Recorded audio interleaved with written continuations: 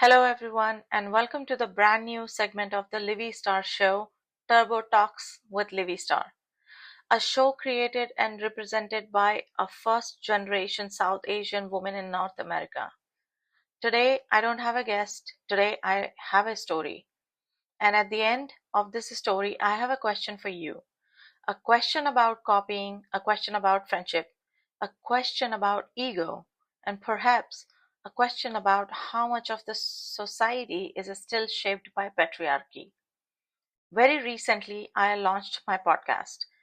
Like every creator, entrepreneur, artist, or dreamer, I spent months planning it. The studio, the branding, the format, the voiceovers, the guest list, the editing, and the rollout strategies. Everything.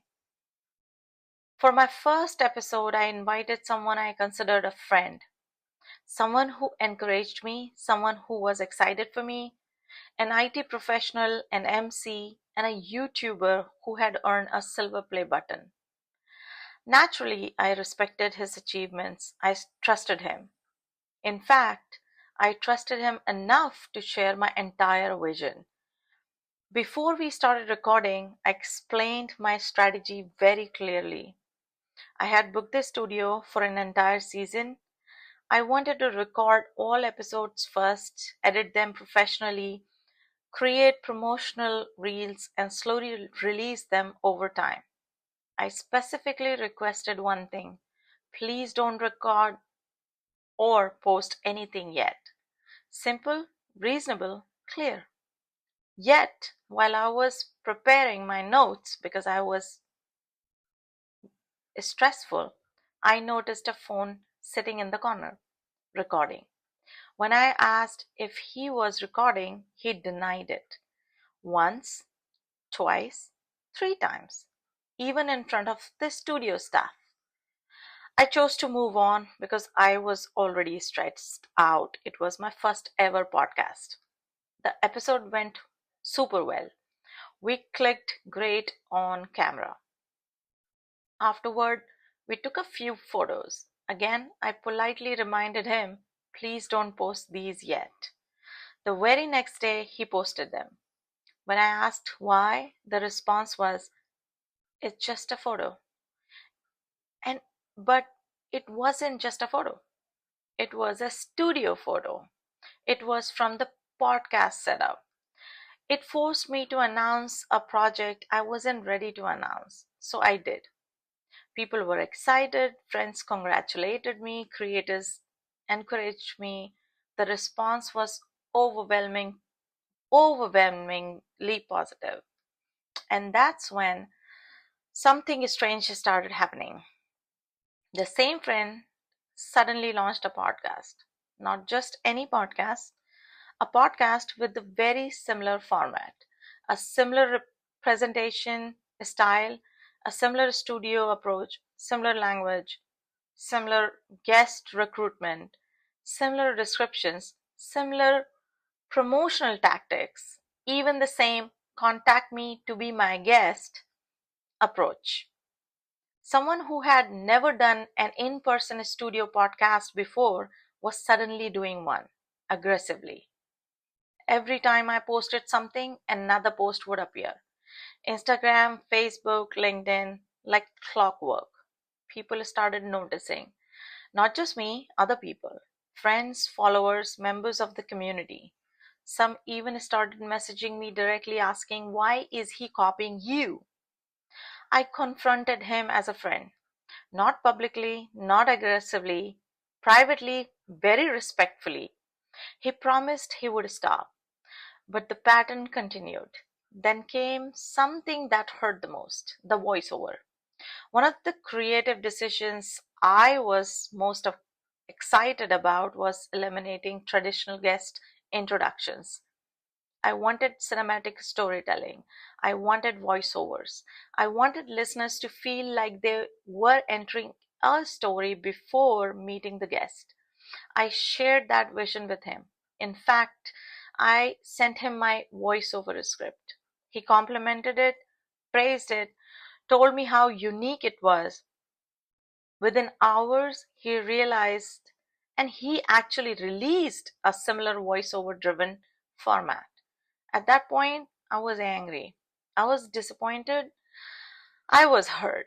For 3 days, I carried that feeling silently because the betrayal wasn't coming from a stranger, it was coming from someone I considered a friend.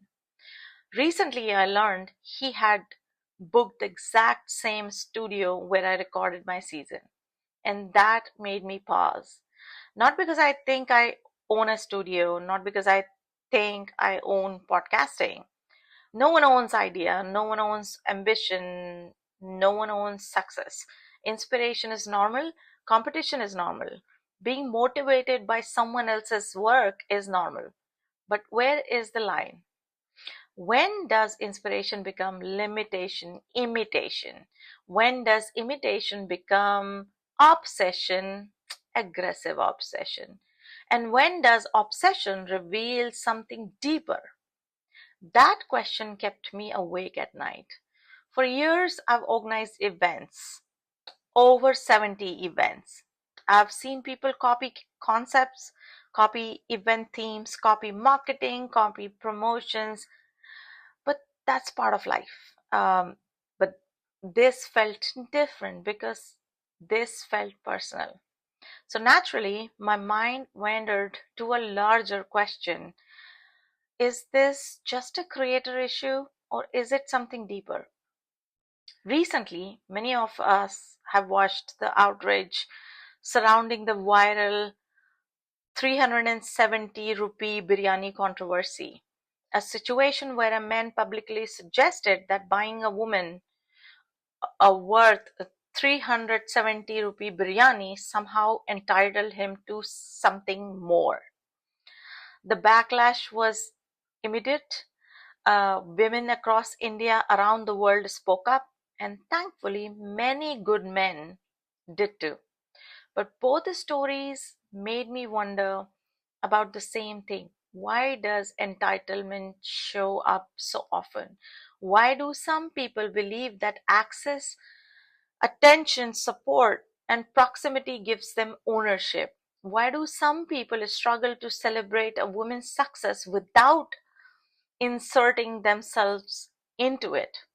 Why is it so difficult for certain people to build something of their own instead of borrowing someone else's blueprint? Is it insecurity? Is it ego? Is it upbringing? Is it patriarchy? Is it a lack of originality? Or am I simply overthinking something that creators have dealt with forever? Maybe that's exactly why copyright laws exist. Maybe that's why intellectual property exists. Because throughout history, there have always been people who create and people who copy. The truth is, I don't have the answer. And maybe that's okay.